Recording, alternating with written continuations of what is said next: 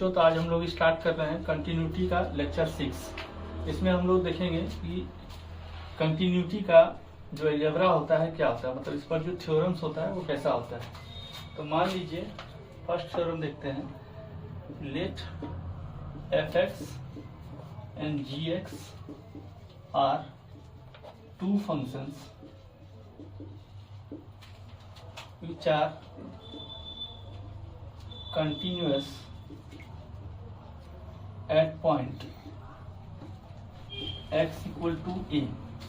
और ये जो x equal to a है ये दोनों के डोमेन में लाइक कर रहा है, f के भी और x equal to a जो है बिलोंग्स कर रहा है g के भी डोमेन में। यानी f फंक्शन का डोमेन में भी a है और g फंक्शन के डोमेन में भी a है। Then f(x) plus minus gx is continuous at x equal to a। f(x) into gx is continuous at x equal to a। f(x) by gx is continuous at x equal to a। और ये तो obvious है कि इस point को छोड़ के जहां पर gx 0 होगा, एक्सेप्ट gx इक्वल टू 0, उस पॉइंट को छोड़ देना है, ठीक है। और f(x) to the power n है ना, ये भी कंटिन्यूअस होगा at x equal to a पर, ठीक है। और कोई कांस्टेंट के साथ f(x) गुना है और कोई कांस्टेंट के साथ gx भी गुना है तो वो भी कंटिन्यूअस होगा at x equal to a पर। ये पहला थ्योरम है बच्चों कि कोई भी दो फंक्शन है और दोनों फंक्शन कंटिन्यूअस है किसी पॉइंट a पर, तो उस फंक्शन का जोड़ घटाव गुना भाग उस पर पावर और किसी कांस्टेंट से मल्टीप्लाई कर दें अगर उस फंक्शन को, तो ये पूरा जो कंपोजिशन हुआ दो फंक्शन का जोड़ घटाव ये सारा फंक्शन कंटिन्यूअस होगा, ठीक है। तो इसको आप नोट कीजिए। अगला थ्योरम देखते हैं कि late f(x) is continuous at x equal to a। और एक क्या है, डोमेन ऑफ f है, बिलोंग्स टू लिख दीजिए domain of f, and gx is discontinuous at x equal to a, belongs to domain of g। then f(x) plus minus gx is discontinuous, 100% ये discontinuous होगा at x equal to a पर, ठीक। f(x) into gx और f(x) by gx, इसके बारे में 100% कुछ नहीं कर सकते, मतलब मे बी कंटिन्यूअस और discontinuous at x equal to, ठीक है। ये सब पर हम लोग एग्जांपल देखेंगे बच्चों। अभी हम लोग देख लेते हैं कि जब एक फंक्शन कंटिन्यूअस है और दूसरा डिसकंटिन्यूअस है तो इसका जोड़ या घटाव जो होगा वो 100% डिसकंटिन्यूअस होगा। एक बात और, ये जोड़ में या घटाव में अगर एक डिसकंटिन्यूअस है तो दूसरा कंटिन्यूअस होगा और एक कंटिन्यूअस है तो दूसरा डिसकंटिन्यूअस होगा, मतलब एटमोस्ट एक डिसकंटिन्यूअस होगा, ठीक है। और नहीं तो आप चेक कर लें, सबसे अच्छा यही है कि f(x) प्लस माइनस gx जो है वो डिसकंटिन्यूअस होगा x इक्वल टू a पर। और ये दोनों के बारे में 100% कुछ नहीं कर सकते, ये कंटिन्यूअस भी हो सकता है, डिसकंटिन्यूअस भी हो सकता है। देखते हैं इस पर, अभी एक और थ्योरम देख लेते हैं इस पर, उसके बाद सवाल देखेंगे। और इसका लास्ट थ्योरम है थर्ड वाला कि late f(x) and gx are discontinuous at x equal to a, belongs to domain of g और domain of f respectively। यानी x equal to a जो है g का भी डोमेन है और f का भी डोमेन है, ठीक है। ये g है बच्चों। तो आप देखिए, then f(x) plus minus gx, f(x) into gx और f(x) by gx, ये तीनों may be continuous और discontinuous at x equal to a. तो ये जितना भी इसमें केस बना इसको हम लोग एक टेबुलर फॉर्म में रख देते हैं, तो उससे आपको आसानी होगा। देखते हैं इसको टेबुलर फॉर्म में। देखिए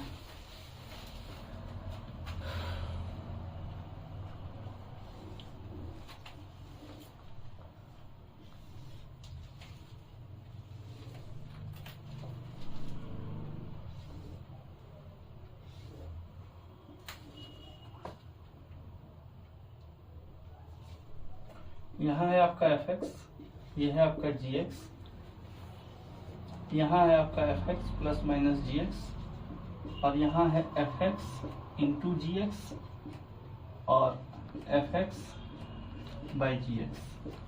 ठीक है, इसको एक ही साथ ले लिया गया है। अब यहाँ अगर एफ एक्स कंटिन्यूअस है और जी एक्स भी कंटिन्यूअस है किसी एक पॉइंट एक्स इक्वल टू ए पर, तो ये पक्का होगा कंटिन्यूअस और ये भी होगा दोनों केस में कंटिन्यूअस। ठीक, अगला देखिए, ये है कंटिन्यूअस एफ एक्स और ये है डिसकंटिन्यूअस किसी एक पॉइंट एक्स इक्वल टू ए पर, तो F x plus minus g x 100% discontinuous होगा उस पॉइंट पर, और इसके बारे में मे बी कंटिन्यूअस और डिसकंटिन्यूअस, यानी इस पॉइंट पर आपको चेक करना होगा। इस कंडीशन में उस पॉइंट पर चेक करना होगा, तभी आप 100% बता सकते हैं। अब सोचिए ये डिसकंटिन्यूअस है और ये भी डिसकंटिन्यूअस है, तो ये कुछ नहीं कर सकते, मे बी कंटिन्यूअस और डिसकंटिन्यूअस, और यहां भी मे बी कंटिन्यूअस और डिसकंटिन्यूअस। ठीक है बच्चों, तो ये इसका एक टेबल हो गया। ये सारा थ्योरम एक जगह कलेक्ट हो चुका है। अब इस पर हम लोग कुछ सवाल देखते हैं, तो आप इसको नोट कीजिए, हम इसको इरेज कर रहे हैं बच्चों।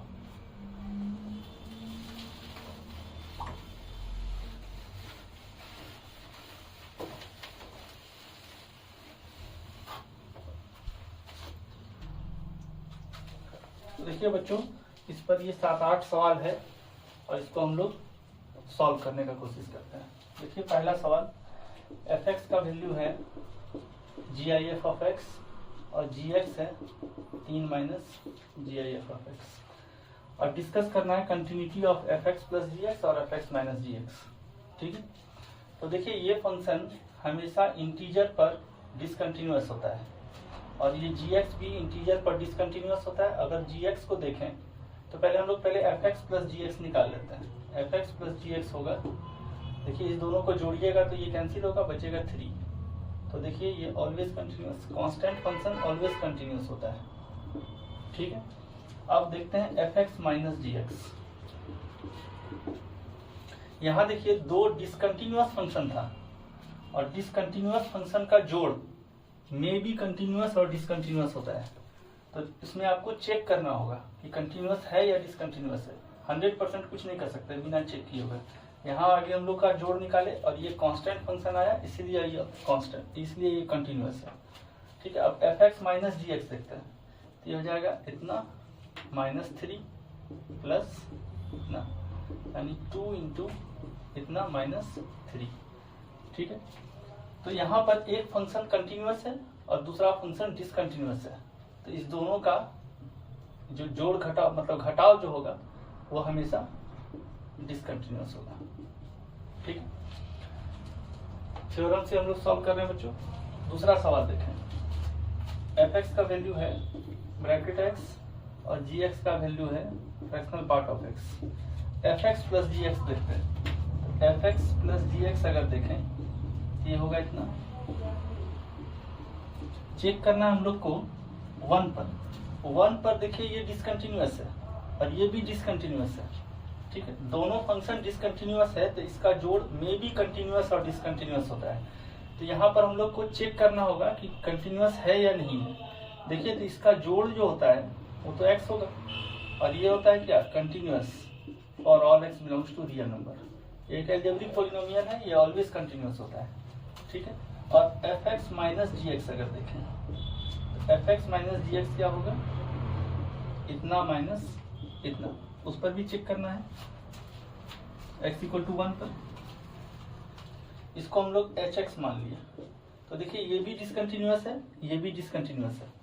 अब हम लोग को चेक करना होगा कि ये एच एक्स जो है यानी इस दोनों का घटाव ये कंटिन्यूअस है या डिसकंटिन्यूअस है। तो सबसे पहले h1 लिए, तो 1 का फ्रैक्शनल पार्ट क्या होगा, ग्रेटेस्ट इंटीग्रल होगा 1 और 1 का फ्रैक्शनल पार्ट 0।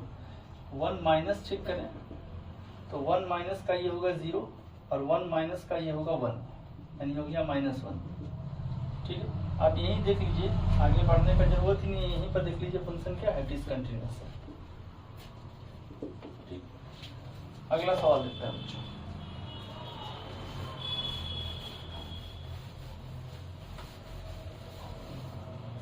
सवाल नंबर 3 देखते हैं। एफ एक्स का वैल्यू है x² और जी एक्स का वैल्यू है 1/x²। तो देखिए ये फंक्शन ऑलवेज कंटिन्यूअस होता है, लेकिन हम लोग को चेक करना है 0 पर। ठीक है, तो ये फंक्शन ऑलवेज कंटिन्यूअस होता है क्योंकि ये अलजेब्रिक पॉलिनोमियल है। ये डिसकंटिन्यूअस होगा f(x = 0) पर। ठीक है, हम लोग को चेक करना है f(x × gx) कंटिन्यूअस है या नहीं है। देखिए एक कंटिन्यूअस है, दूसरा डिसकंटिन्यूअस है। ऑलवेज कंटिन्यूअस का मतलब यहाँ कंटिन्यूअस जो दिया हुआ पॉइंट है वहां पर भी है कंटिन्यूअस। एक फंक्शन कंटिन्यूअस है, दूसरा फंक्शन डिसकंटिन्यूअस है। अब इस दोनों के प्रोडक्ट के बारे में पहले चेक करेंगे फिर बता सकते हैं। तो f(x × gx) निकालिए, ये क्या हो जाएगा x² × 1/x²। और ये क्या है, कांस्टेंट फंक्शन, ऑलवेज कंटिन्यूअस। ठीक है, दूसरा है f(x + -gx) का बात करें, ये हो जाएगा x² - 1/x²। अब इसको सिंपली भी चेक करके देख सकते हैं कि ये फंक्शन पूरा डिसकंटिन्यूअस आएगा x = 0 पर।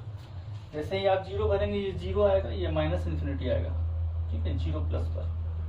ठीक है, और 0- पर भी चेक करेंगे तो ऐसा ही कुछ आएगा, कोई फाइनाइट लिमिट आएगा नहीं। तो यानी ये फंक्शन हो जाएगा डिसकंटिन्यूअस।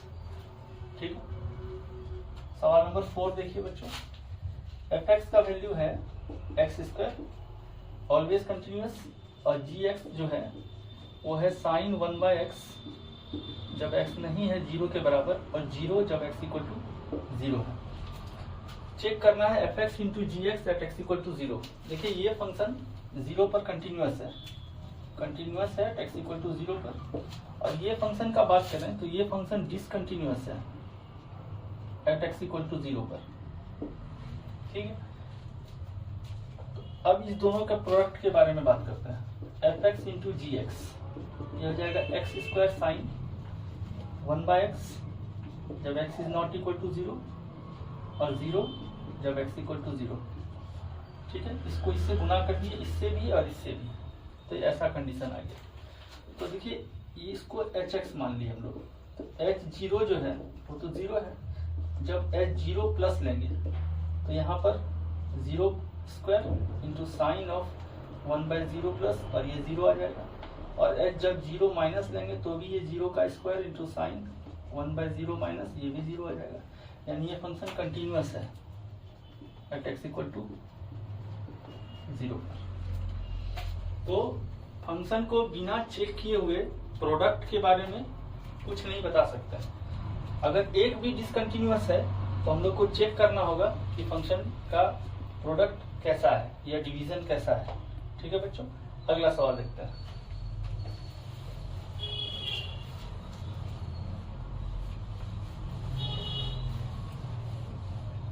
ये सवाल नंबर 5। यहाँ f(x) दिया है 1 और -1, x > 0, x < 0, और gx दिया है -1, x > 0, 1, x < 0। कमेंट करना हम लोग को f(x × gx) और f(x + gx) पर, है ना। तो जब हम लोग f(x × gx) देखें तो इसको हम लोग इसके डोमेन में ही चेक करेंगे। f(x × gx) अगर करेंगे तो x > 0 पर जब इस दोनों को गुना करेंगे तो -1 हो जाएगा, x > 0, और इस दोनों को गुना करेंगे x < 0 के लिए तो भी -1 हो जाएगा। यानी ये फंक्शन 0 से बड़ा और 0 से छोटा के लिए एक ही वैल्यू है, -1। इसका मतलब फंक्शन क्या है, कांस्टेंट फंक्शन है। f(x × gx) क्या है, -1 है। इसका मतलब ये एक कंटिन्यूअस फंक्शन है। ठीक, अब fx प्लस gx देखें, ऐसे अगर देखें तो ये फंक्शन डिसकंटिन्यूअस था, डिसकंटिन्यूअस है x इक्वल टू 0 पर, और ये भी फंक्शन डिसकंटिन्यूअस है एट x इक्वल टू 0 पर, लेकिन इस दोनों का प्रोडक्ट कंटिन्यूअस हो गया। ठीक है, तो जब भी फंक्शन का प्रोडक्ट, फंक्शन का जोड़, फंक्शन का घटाव गुना, जब दोनों फंक्शन यानी एक भी फंक्शन जब डिसकंटिन्यूअस है, ठीक है, यहाँ पर तो दोनों डिसकंटिन्यूअस है तो भी चेक करना है, और अगर एक फंक्शन कंटिन्यूअस और डिसकंटिन्यूअस है और प्रोडक्ट और डिवीजन के फॉर्म में दिया है तो भी चेक करना है। तो यहाँ देखिए, यहाँ दोनों का दोनों डिसकंटिन्यूअस है, तो इसमें कंटिन्यूअस हो भी सकता है, नहीं भी हो सकता है, चेक करना होगा। तो आप देखिए यहाँ क्या होगा, ग्रेटर देन 0 के केस में जब इस दोनों को जोड़ेंगे तो 0 हो जाएगा। ठीक है, और जब इस दोनों को जोड़ेंगे तो भी 0 हो जाएगा, यानी इस केस में x ग्रेटर देन 0 और x greater than equal to 0, यानी fx प्लस gx ये एक फंक्शन है 0 for all x belongs to real number. ठीक है, यानी ये फंक्शन क्या है, कंटिन्यूअस फंक्शन है, क्योंकि यहाँ कांस्टेंट है, तो continuous at x equal to 0। ठीक है, अब चेक करें, ये हम लोग का सवाल छठा होगा बच्चों, छठा नंबर सवाल देखते हैं। देखिए सवाल नंबर 6 क्या है कि fx इक्वल टू है x, और ये हमेशा कंटिन्यूअस होता है, अलजेब्रिक पॉलिनोमियल है, कंटिन्यूअस, और gx greatest integer of x, discontinuous at x equal to 1। अब चेक करना है fx इंटू gx को कंटिन्यूटी। तो देखिए, एक कंटिन्यूअस है, दूसरा डिसकंटिन्यूअस है, और प्रोडक्ट के बारे में बात कर रहा है, तो हम लोग को चेक करना होगा, डायरेक्ट कोई रिजल्ट नहीं बता सकते हैं। तो मान लेते हैं कि hx क्या है, fx इंटू gx है, ये हो जाएगा x of greatest integer x, x into greatest integer x। अब चेक करना है 1 पर, h1 अगर लिखेंगे तो 1 इंटू 1 हो जाएगा, यानी 1, h1 प्लस लें तो ये एग्जैक्ट 1, और 1 प्लस पर ये भी 1, यानी ये 1, और h1 माइनस लें तो ये एग्जैक्ट 1 और ये 0 है ना। 1 से कम का ग्रेटेस्ट इंटीजर 0 होता है बच्चों, तो यहाँ पर तीनों बराबर नहीं है, तो यानी ये डिसकंटिन्यूअस है एट x इक्वल टू 1 पर। ठीक है बच्चों, अगला सवाल देखिए, सवाल नंबर 7। fx का वैल्यू है cos 2x minus 1/2 into pi, इसको आप लिख सकते हैं cos 2x minus 1 into pi by 2।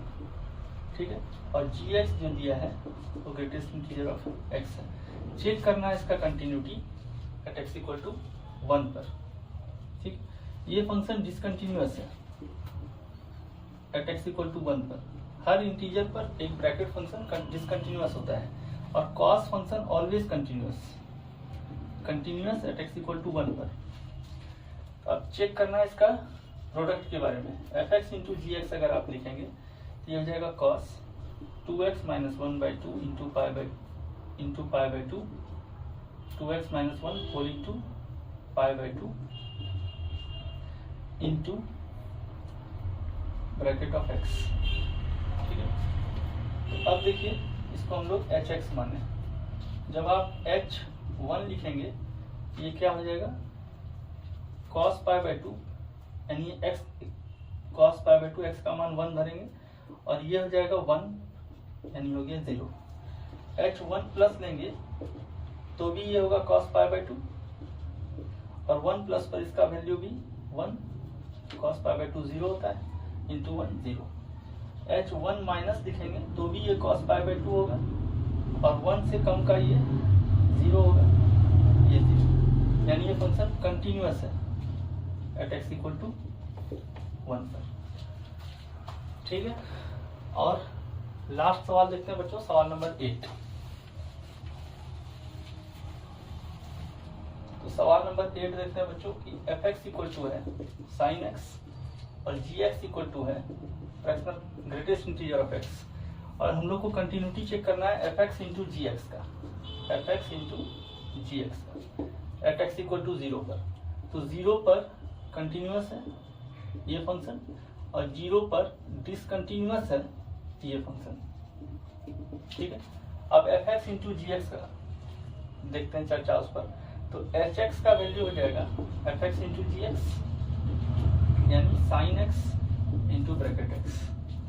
अब देखिए यहाँ से h 0 पर ये वैल्यू 0 आएगा क्योंकि साइन 0 होगा तो 0 हो जाएगा और ब्रैकेट 0 0 होता है।